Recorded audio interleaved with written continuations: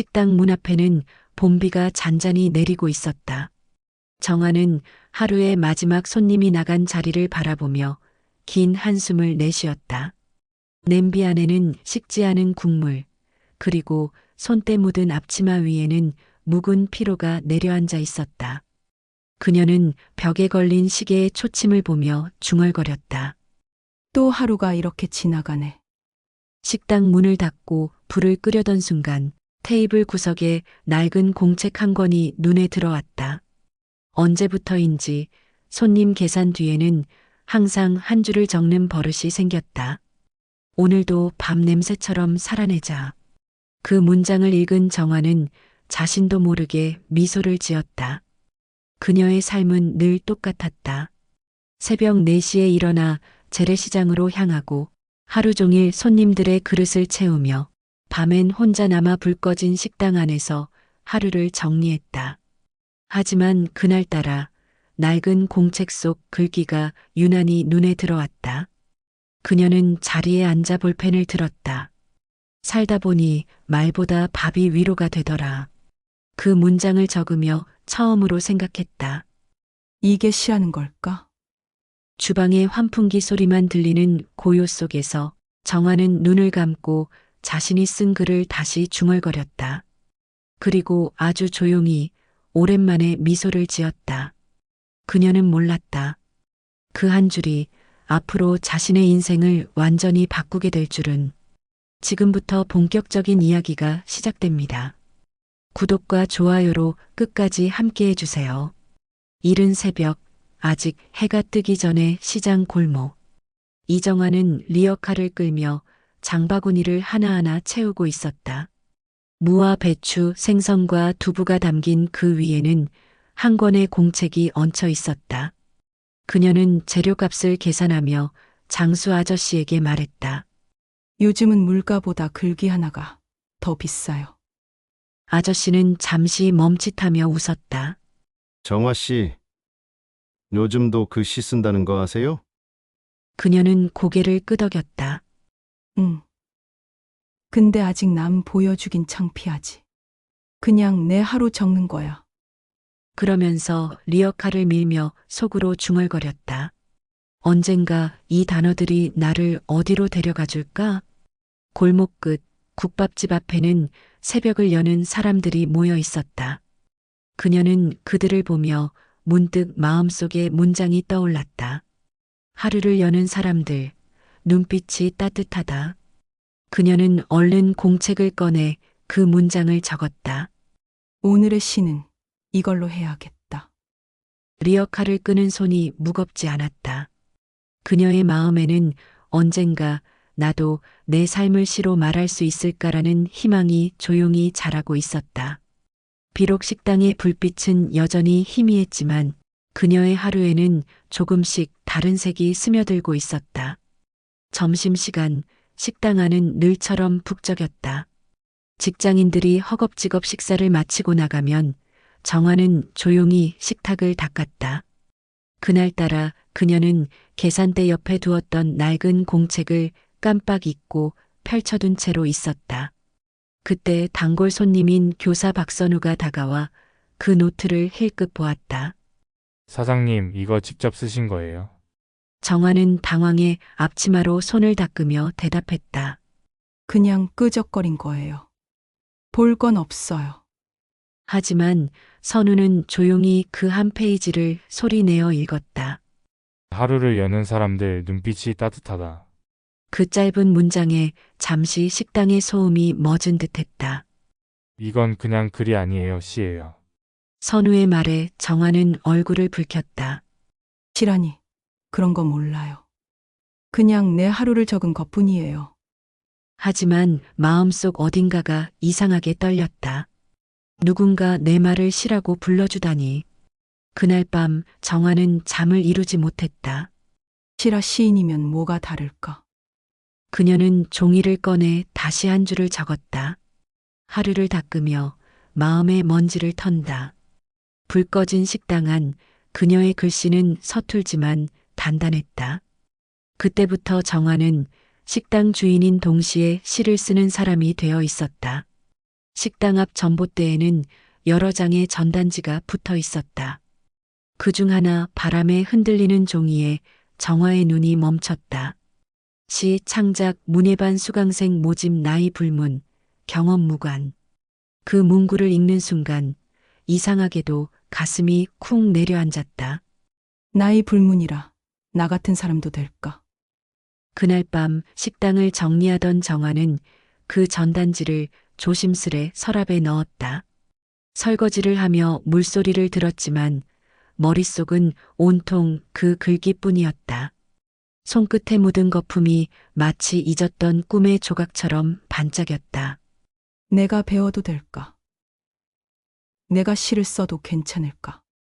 그녀는 잠시 고개를 숙였다. 침묵이 흐르던 부엌에 냉장고 소리만 규칙적으로 들렸다. 정화는 앞치마를 벗고 서랍에서 전단지를 꺼냈다. 그리고 노트 옆에 가지런히 올려놓았다. 그 두 장의 종이는 오래된 인생의 문을 두드리는 초대장 같았다. 그녀는 눈을 감고 천천히 다짐했다. 한 번쯤은 나를 위해 살아봐야지. 월요일 저녁 오래된 문화센터 복도에는 형광등 불빛이 희미하게 번지고 있었다. 정화는 작은 노트를 품에 안고 강의실 문 앞에 서 있었다. 문틈으로 보이는 사람들은 대부분 젊었다. 회사원, 대학생, 주부들. 그녀는 잠시 망설였지만 나이 불문이라는 문구를 떠올리며 조심스럽게 문을 열었다. 안녕하세요. 시를 배우러 왔습니다. 강단에 서 있던 시인 출신 강사 정민우가 미소를 지었다. 첫날부터 용기 내주셔서 감사합니다. 이름이 이정화입니다. 식당을 합니다. 좋습니다. 시는 삶에서 나오니까요. 식당도 시의 좋은 배경이죠. 그 말에 정화는 어쩐지 마음이 놓였다. 수업은 자신의 하루를 시로 표현하기였다. 젊은 사람들은 화려한 단어를 쏟아냈지만 정화는 한참 동안 펜을 잡고 있었다. 그러다 문득 그날 아침의 장면이 떠올랐다. 끓는 국물 속에 내 하루가 녹는다. 그녀는 그 한 줄을 적고 더는 아무것도 쓰지 않았다. 발표 시간이 되었을 때 정민우가 정화에게 물었다. 이정아 씨 발표하시겠어요? 그녀는 망설이다가 노트를 폈다. 끓는 국물 속에 내 하루가 녹는다. 순간 강의실이 고요해졌다. 젊은 수강생들이 고개를 들었고 정민우는 천천히 박수를 쳤다. 이게 바로 시입니다. 정화의 눈가에 눈물이 맺혔다. 그녀는 느꼈다. 내 삶이 누군가의 마음을 움직였다는 감각을. 그날 집으로 돌아가는 길에 봄바람이 불었다. 그녀의 노트 속 글자들이 마치 살아 움직이는 듯 흔들렸다. 며칠 후 문화센터 게시판에 새로운 공지가 붙었다. 지역시 공모전 당신의 첫 시를 기다립니다. 강사 정민우가 수업이 끝난 뒤 말했다. 여러분 중 누가 해도 좋습니다. 글은 나이를 보지 않아요. 그 말이 정화의 마음에 오래 남았다. 그날 밤 식당 불을 끄고 돌아온 정화는 공책을 폈다. 며칠 동안 써둔 글들을 읽으며 손끝이 떨렸다. 나는 밥으로 하루를 짓는다. 밥이 나를 다시 삶게 한다. 그녀는 그 시를 고쳐 쓰고 또 고쳤다. 그 문장마다 지난 세월의 냄새와 눈물이 배어 있었다. 며칠 후 공모전 결과 발표 날. 정화는 식당 한쪽에서 손님들에게 국밥을 내주며 몰래 핸드폰 화면을 확인했다. 그러나 그곳에 자신의 이름은 없었다. 심장이 쿵 내려앉는 소리가 들렸다. 밤이 되어 식당 불을 끈 뒤 정화는 혼잣말로 중얼거렸다. 나는 그냥 밥하는 사람인가 봐. 눈물이 뚝 떨어져 시 노트 위를 적셨다. 하지만 곧 강사 정민우에게서 한 통의 문자가 왔다. 정아 씨 떨어졌다는 건 시작을 알리는 신호예요. 시는 쓰는 순간 이미 세상에 나왔어요. 그녀는 눈물을 닦고 노트를 덮었다. 그리고 속삭였다. 다음엔 더 뜨겁게 써볼게요. 그 말 속에는 패배가 아니라 다시 걸음을 내딛는 힘이 담겨 있었다. 이른 아침 식당 문을 막 열던 순간이었다. 문 앞에 놓인 신문이 눈에 띄었다. 정화는 무심코 집어들었고 3면 하단에 작은 제목이 눈에 들어왔다. 생활시 공모전, 식당 주인 이정화 씨의 국물 한 그릇 가작 수상. 그녀는 손끝이 떨렸다. 신문을 다시 확인하니 정말 자신의 이름이 있었다. 그 순간 국물 냄비에서 김이 피어오르듯 눈물이 차올랐다. 그녀는 두 손으로 입을 가리며 주저앉았다. 내 이름이 신문에 났어. 그 목소리는 떨렸지만 오래 묵은 기쁨이 담겨 있었다. 손님들이 하나둘 들어오며 말했다. 사장님 기사 봤어요. 이제 진짜 시인 되신 거네요. 정화는 수줍게 웃으며 대답했다. 아직은 밥 짓는 게 더 익숙해요. 시는 그저 덤이에요. 하지만 마음 한켠에서는 따뜻한 자부심이 피어올랐다. 밤이 되어 불 꺼진 식당에서 그녀는 처음으로 자신에게 편지를 썼다. 이정화, 넌 늦게 피어난 꽃이지만 그래도 피었구나. 그 편지를 노트 맨 뒤에 붙이며 그녀는 조용히 속삭였다. 이제 진짜 시작이네. 신문이 나간 다음 날부터 식당 분위기가 조금 달라졌다. 단골 손님 몇몇은 신기하다는 듯 그녀를 바라봤고 어떤 손님은 밥을 먹다 말고 물었다. 사장님 진짜 시인이세요? 그럼 이런 데서 계속 일하실 건가요? 그 질문에 정화는 웃어 넘겼지만 마음 한쪽이 묘하게 저려왔다. 며칠 지나자 말이 많아졌다. 시인이라더니 손님한테 여전히 국밥 퍼주네. 글 좀 쓴다고 달라졌나? 그 말들이 식당 공기 속에 섞여 들어왔다. 정화는 평소처럼 웃었지만 손끝이 자꾸 떨렸다. 밤이 되면 손님이 끊긴 자리에서 그녀는 국물이 식어가는 냄비 앞에 멍하니 앉아 있었다. 내가 시를 쓴다고 뭐가 달라졌다고 사람들은 달리 보지. 하지만 곧 그녀의 노트 속 문장이 눈에 들어왔다. 삶은 그릇이 되고 시는 그 안에 국물이다. 그녀는 펜을 들어 다시 적었다. 국물은 식어도 마음은 식지 않는다. 그 문장을 쓰는 순간 다시 온기가 돌아왔다. 그녀는 깨달았다. 시인은 직업이 아니라 태도라는 걸. 그날 밤 문을 닫으며 정화는 속삭였다. 내가 할 일은 여전히 밥 짓는 일, 그리고 마음을 덮는 일. 그녀는 여전히 시인이었고 여전히 식당 주인이었다. 하지만 그 마음은 어제보다 훨씬 단단했다. 어느 날 저녁 식당으로 한 통의 전화가 걸려왔다. 이정화 시인님 되시죠? 축하드립니다. 이번 대한민국 생활문학상 본선 후보로 선정되셨습니다.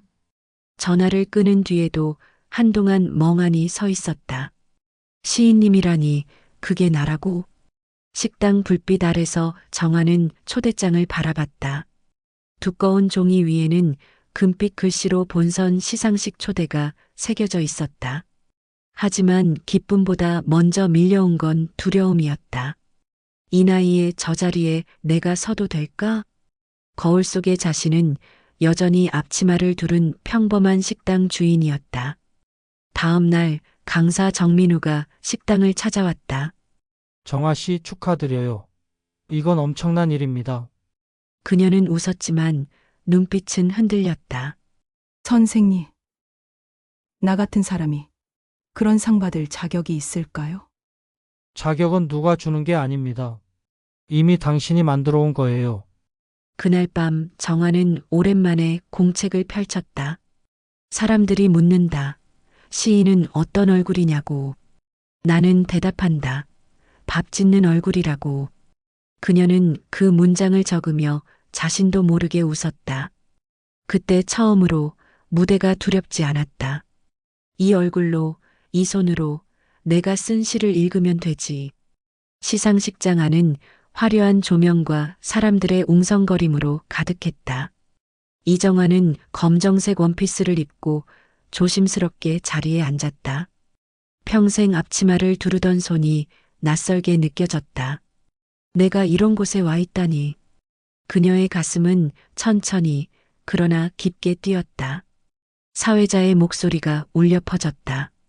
올해 대한민국 생활문학상 본선 수상자는 이정화 시인. 박수 소리가 터져 나왔고 조명이 그녀를 향해 비쳤다. 순간 눈앞이 하얘졌다. 그녀는 무대 위로 천천히 걸어 올라갔다. 마이크 앞에 선 그녀는 한동안 말을 잃었다. 그러다 손에 쥔 원고를 바라보며 입을 열었다. 끓는 국물 속에 내 하루가 녹는다. 오늘도 나는 밥으로 시를 짓는다. 그 짧은 낭독에 객석이 조용해졌다.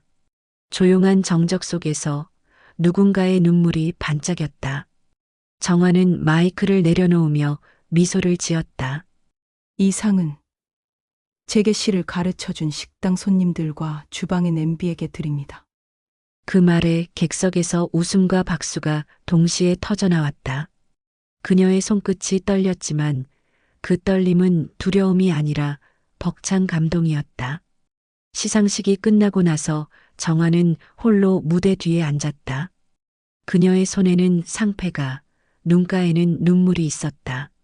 할머니가, 식당 아주머니가 이제 시인이 되었네요. 그녀는 하늘을 향해 고개를 들었다. 그날 밤 서울의 조명이 유난히 따뜻해 보였다. 며칠 뒤 이정화는 다시 식당 문을 열었다. 시상식장에서 받았던 꽃다발이 구석에 놓여 있었고 냄비에서는 다시 국물이 끓고 있었다. 손님들은 여느 때처럼 들락거렸지만 그녀의 마음은 정과는 조금 달라져 있었다. 그날 저녁 식탁 위로 한 통의 편지가 배달됐다. 봉투에는 삐뚤빼뚤한 글씨로 쓰여 있었다. 시인님께 당신의 시를 읽고 삶을 버리지 않기로 했습니다. 정화는 그 문장을 읽으며 한동안 말을 잃었다. 뜨거운 눈물이 손등 위로 떨어졌다. 그녀는 편지를 조심스레 접어 공책 사이에 끼워 넣었다. 그리고 새 페이지를 열며 펜을 들었다. 글은 사람을 살리고 나는 그 글 속에서 다시 밥을 짓는다. 그녀의 글씨는 전보다 더 단단했고 그 문장은 마치 오래된 주방칼처럼 반짝였다. 문 밖에서는 해가 저물고 있었다. 불빛이 간판에 낡은 글자를 비추었다. 정화식당. 그녀는 그 밑에 작은 종이를 붙였다. 시도 팝니다. 오늘의 시 국물 한 그릇.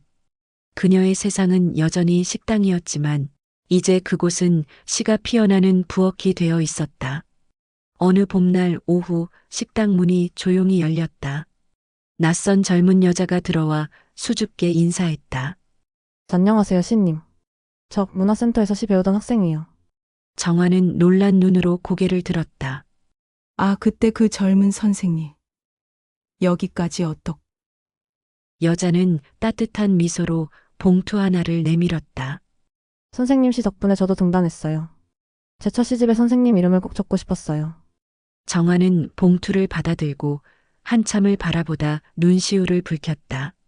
그게 다 내가 쓴 밥 냄새 덕이었네. 여자는 식당 구석에 앉아 국밥 한 그릇을 주문했다. 이 국물 맛 여전하네요. 정화는 미소를 지으며 말했다. 시도 그렇죠. 식지 않으면 늘 같은 맛이에요. 그날 밤 손님이 모두 돌아간 뒤 정화는 오랜만에 노트를 꺼냈다. 국물 같은 인생, 식지 않게 지켜온 시간. 오늘도 나는 끓는다. 누군가의 따뜻한 한 끼로. 그녀는 그 시를 적은 뒤 펜을 내려놓았다. 그리고 창가에 걸린 커튼 사이로 봄바람이 스며들었다. 그녀는 천천히 눈을 감았다. 그래. 이게 내 마지막 시라도 좋겠다. 식당 불빛 아래 한 여인의 인생이 시로 완성되고 있었다. 함께 걸어가는 길, 여러분의 작은 응원이 큰 힘이 됩니다. 구독과 좋아요 눌러주시면 다음에 더 좋은 이야기로 찾아뵙겠습니다. 더 많은 이야기가 궁금하시다면 다음 영상에서 이어서 만나보세요.